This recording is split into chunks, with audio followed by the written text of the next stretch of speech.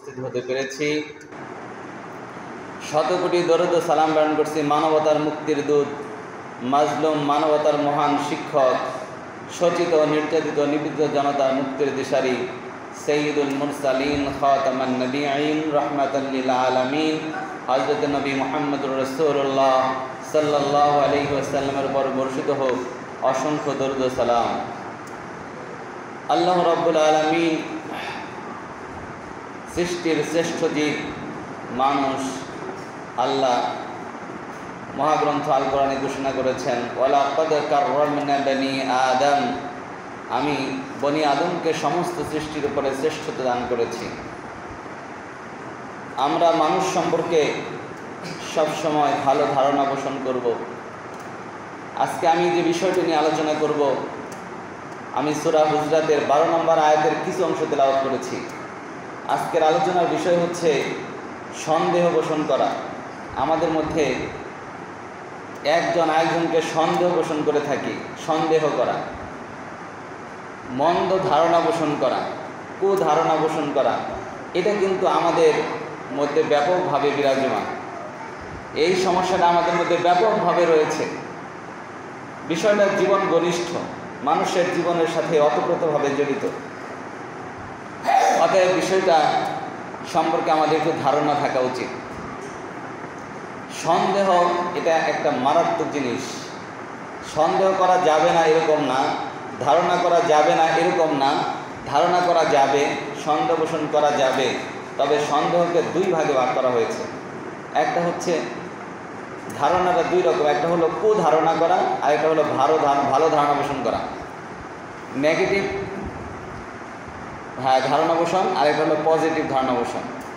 সন্দেহ পোষণটা দুই রকম, যে ভালো ধারণা সন্দেহ পোষণ করা, তার সম্পর্কে ভালো ধারণা পোষণ করা, আর এটাকে খারাপ ধারণা পোষণ করা, দুই রকম হতে পারে।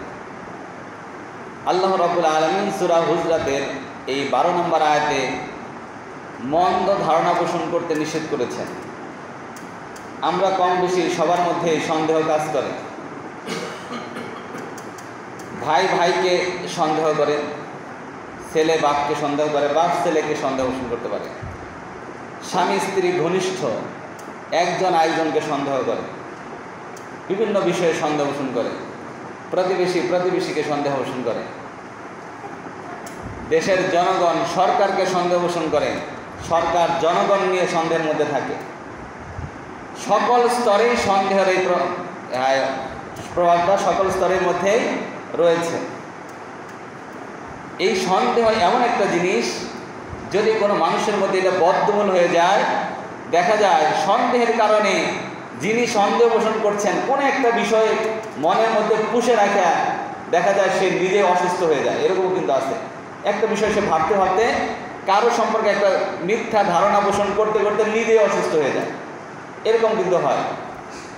সন্দেহের প্রভাব, খারাপ সন্দেহের প্রভাব এতই বেশি যে স্বামী স্ত্রীর মধ্যে ডিভোর্স হয়ে যায়, বাপ ছেলের মধ্যে সম্পর্ক ছিন্ন হয়ে যায়, অফিসের বস কর্মচারীর মধ্যে সম্পর্ক সন্দেহকে কেন্দ্র করে দেখা যায় চাকরিচ্যুত হয়ে যায়। সন্দেহের বশীভূত হয়ে, ক্ষোভের বশীভূত হয়ে কেউ কাউকে হত্যা করে ফেলে। মিথ্যা সন্দেহের কারণে এরকম অসংখ্য ঘটনা ঘটে থাকে। অতএব সন্দেহ একটা মারাত্মক ব্যাধি। আল্লাহ রাব্বুল আলামিন এই ব্যাধি সম্পর্কে মহাগ্রন্থ আল কোরআনে কি নির্দেশিকা দিয়েছেন, এবং একজন মানুষের জীবনে সন্দেহ কতটা খারাপ দিক হতে পারে এবং এখান থেকে বেঁচে থাকার নির্দেশ কীভাবে দিয়েছেন রাসূল সাল্লাল্লাহু আলাইহি ওয়াসাল্লাম, সেই সম্পর্কে সংক্ষিপ্ত ধারণা দেওয়ার চেষ্টা করব। আমা তাওফিকে ইল্লা বিল্লাহ, আলাইহি তাওয়াক্কালতু ওয়া ইলাইহি উনীব। আল্লাহ রাব্বুল আলামিন মহাগ্রন্থ আল কোরআনে সূরা হুজরাতের 12 নম্বর এই আয়াতে বলেছেন, ইয়া আইয়ুহাল্লাযীনা আমানু ইজতানিবু কাসীরাম মিনায-যন্নি। জন্মন মানে ধারণা, কুধারণা পোষণ করা। আল্লাহ রাব্বুল আলামিন বলছেন যে তোমরা কারো সম্পর্কে, হে ঈমানদারগণ, ইজতানিবু তোমরা বেঁচে থাকো, কাসীরাম মিনায-যন্নি অধিকাংশ মিথ্যা ধারণা পোষণ করা থেকে। ভালো ধারণা পোষণ করা যাবে। একজন মানুষ রাস্তা দিয়ে যাচ্ছে, দেখে মনে হচ্ছে খুবই ভালো লোক, আল্লাহওয়ালা লোক, নামাজি, পরহেজগার, লোকটাকে দেখে সত্যবাদী মনে হচ্ছে, এরকম ধারণা পোষণ করা না জায়েজ না, এরকম ধারণা পোষণ করা জায়েজ আছে। কিন্তু একটা লোক সম্পর্কে না জেনে অহেতুক তার সম্পর্কে মন ধারণা পোষণ করা, যে এই লোকটা মনে হয় লক্ষণ চক্ষণ ভালো না, এই লোকটা কেন সন্ধ্যাবেলায় দিয়ে ঘোরাফেরা করছে, এই লোকটা কেন এইভাবে হাঁটাহাঁটি করছে, দুইজন একসাথে দাঁড়িয়ে কথা বলতে বলে নিশ্চয়ই আমার সম্পর্কে আমাকে আলোচনা করতেছে, এরকম সন্দেহ আমাদের কাজ করে না? অথচ বিলকুল তার নিয়ে কোনো আলোচনাই করছে না, মনের মধ্যে হয়তো মনে করছে নিশ্চয়ই আমার নিয়ে কথা বলতেছে। এক ছেলের সাথে বাপ যদি কথা বলতে থাকে, আরেক ছেলে মনে করে নিশ্চয়ই আমার ঠকানোর কোনো পায়তারা চলছে। ভাই আরেকজনের সাথে কথা, প্রতিবেশীর সাথে কথা বলছে, মনে করে নিশ্চয়ই আমার ভাই আমার নিয়ে ষড়যন্ত্র করতেছে। এরকম আছে কি নাই? অসংখ্য প্রবণতা আছে পরিবারের মধ্যে, সমাজের মধ্যে। এই সন্দেহ এতই মারাত্মক একটা ব্যাধি, যে ব্যাধি আমাদের সমাজটাকে অস্থির করে রাখে, পরিবারগুলোকে অস্থির করে রাখে, ভাই ভাইয়ের মধ্যে দ্বন্দ্ব লাগিয়ে রাখে। এগুলা মারাত্মক একটা ব্যাধি। এখান থেকে বাঁচার জন্য আল্লাহ বলেছেন, হে ঈমানদারগণ, তোমরা কুধারণা পোষণ করা থেকে বেঁচে থাকো, কেননা মিনাজ জন্নি ইন্না বাদার জন্নি ইসমুন, বেশিরভাগ অনেক ধারণাই এমন আছে যা সম্পূর্ণরূপে সুস্পষ্ট মিথ্যা। আমি যে ধারণা পোষণ করতেছি এটা একটা মিথ্যা ধারণা পোষণ করতেছে, আসলে এটা ঘটনার কোনো অস্তিত্ব নাই। রাত্রিবেলা একটা মেয়ে রাস্তাতে হেঁটে যাচ্ছে, আমি যদি মনে করি নিশ্চয়ই মেয়েটা খারাপ, রাত্রিবেলা কেন হেঁটে যাচ্ছে? এমনও তো হতে পারে মেয়েটা দিনের বেলায় কোথাও না যে রাতের বেলায় যাচ্ছে, পর্দাকে মেনটেন করে, হতে পারে না? অথচ আমি মনে করতেছি খারাপ কিছু। একজন মোটর সাইকেলে করে একজন মেয়ে মানুষ সাথে করে মোটর সাইকেলের পিছনে উঠায় নিয়ে যাচ্ছে, আমি মনে করতে পারি নিশ্চয়ই এই মেয়েটার সাথে ওর কোনো খারাপ সম্পর্ক আছে। হতে পারে তার ভাই, হতে পারে ভাই বোন তার ভাইয়ের গাড়িতে মোটর সাইকেলে চলে যাচ্ছে, হতে পারে বাপ তার মেয়েকে পিছনে নিয়ে যাচ্ছে, এমনও হতে পারে স্বামী স্ত্রী যাচ্ছে। অথচ আমরা কুধারণা পোষণ করি যে না জানি কি হচ্ছে। শুধু তাই না, মন্তব্য করে অনেকে, রাস্তা থেকে বলে, বন্ধু বান্ধবরা কমেন্ট করে, খারাপ নেক্সটে অসভ্য কমেন্ট করে থাকে, দেখো পাইছে একটা নিয়ে যাচ্ছে, এরকম মন্তব্য করে। অথচ আপন ভাই তার বোনকে নিয়ে যাচ্ছে, এরকম ঘটনা কিন্তু ঘটে। মিথ্যা সন্দেহ পোষণ করে থাকে। একই বাড়িতে কয়েকজন লোক বসবাস করলে দেখা যায় যে দুইজন তিনজন এক জায়গায় দাঁড়িয়ে কথা বলছে, এটা দেখলে আরেকজন প্রতিপক্ষ জ্বলে পুড়ে মরে যায় যে নিশ্চয়ই এখানে গোল মিটিং করার কথা না, এই সময় আমারে নিয়ে নিশ্চয়ই আলোচনা হচ্ছে। এরকম কিন্তু হয়। আল্লাহ বলছেন তোমরা এরকম ধারণা পোষণ করা থেকে বিরত থাকো, কেননা ইন্না বাযাজ জন্নি ইসমুন, এরকম অনেক ধারণায় আছে যেগুলা পাপ, মিথ্যা গুজব, মিথ্যা পাপ, এগুলা নিষেধ। কারো সম্পর্কে মন্দ ধারণা পোষণ করা বড় মিথ্যা কথা। বুখারী মুসলিম শরীফের হাদিসে এসেছে, আদাবুল মুফরাদাত, ইমাম বুখারী আদাবুল মুফরাদাত নামে একটা কিতাব লিখেছেন।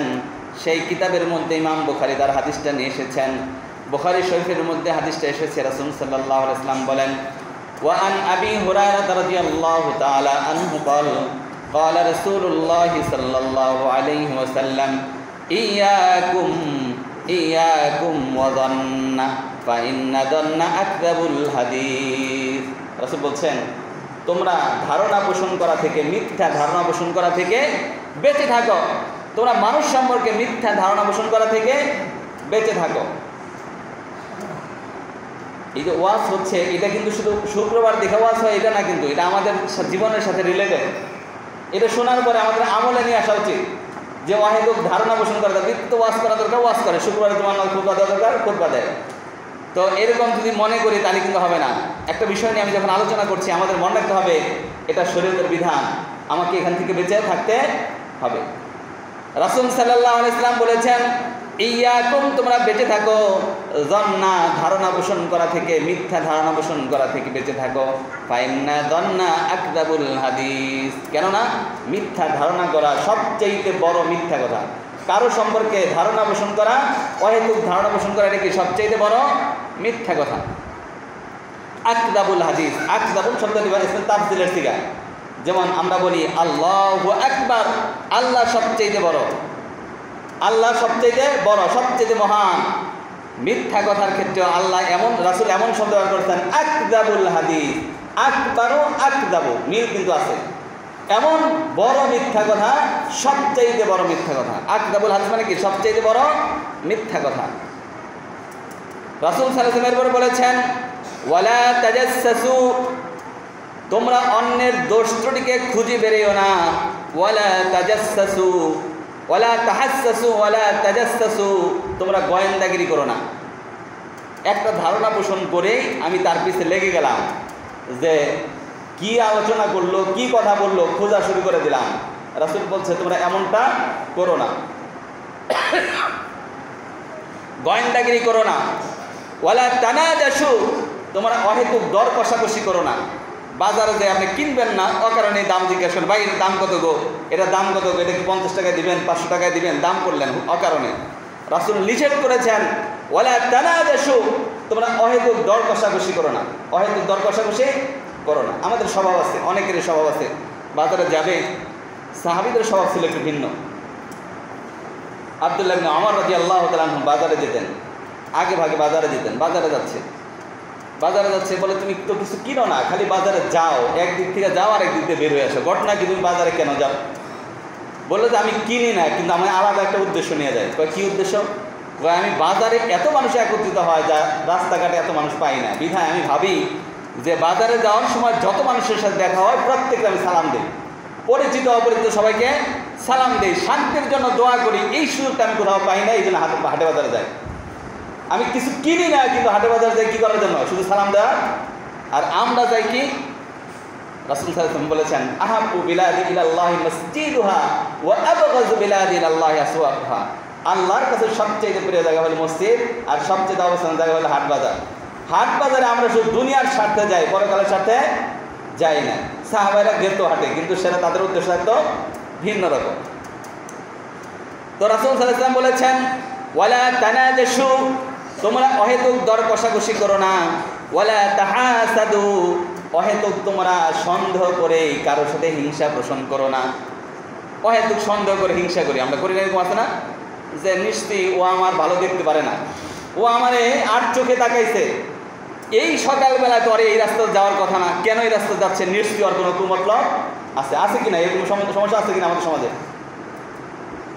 ওই আমার ছেলের ভালো দেখতে পারে না, আমার ছেলেটা লেখাপড়া করে বড় হচ্ছে, এটাও সহ্য হয় না, আর 2 চোখের কাটা হয়ে গেছে।